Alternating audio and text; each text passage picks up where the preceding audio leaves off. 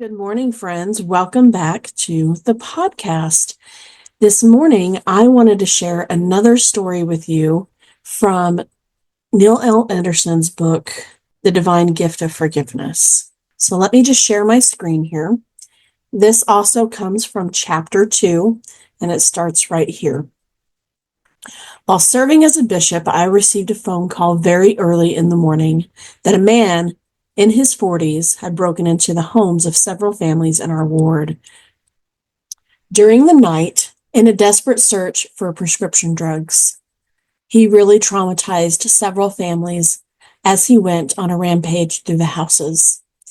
He fled into the forest, and a police manhunt resulted in his capture. I immediately drove to the homes of one of our families. There were numerous police cars and many police officers there. As the suspect was handcuffed, I recognized the man.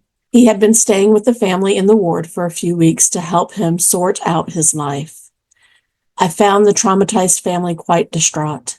Comforting them for some time, I went to leave. I remember looking at this man who had caused such grief to the wonderful families in the ward and thinking to myself, how dare you come into our ward and terrorize these wonderful families? I hope they lock you up and throw away the key. I drove home, and just as I was about to turn into my driveway, I heard a very distinct voice in my head that said, how dare you judge him? He is my son. Go back and tell him that his Heavenly Father loves him. I was completely startled by the power and overwhelming feeling of this manifestation. I had never in my life felt such a distinct and powerful reprimand from heaven. I immediately hit my brakes and did a U-turn. I introduced myself to the police officer as the man's bishop. After ensuring that his handcuffs were secure, they sat him down on the curb, and I sat next to him as the police officer backed off and gave us a little privacy. This man, being high on drugs, had been yelling obscenities immediately before I sat down with him. As I started speaking, he immediately calmed down as if the Spirit of the Lord had descended upon him. I looked him in the eyes and said, I have a message to deliver to you. I want you to know that our Heavenly Father loves you. I was quite surprised that he remained calm as I walked towards my car and drove away. Months later, while I was visiting this man in jail, while separated by a wall of glass and on the phone, he told me with tears in his eyes, Bishop, I want you to know that I remember nothing from that fatal night when I broke into those homes except for one thing.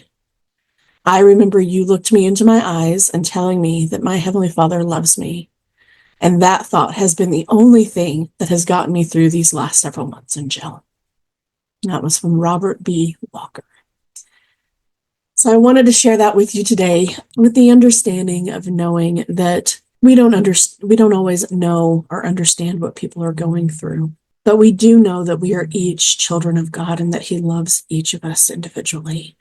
And we need to be better about treating each other that way. You guys, quick one today. Thank you so much for joining me. Like, comment, subscribe, and share. And I'll see you again later. Bye.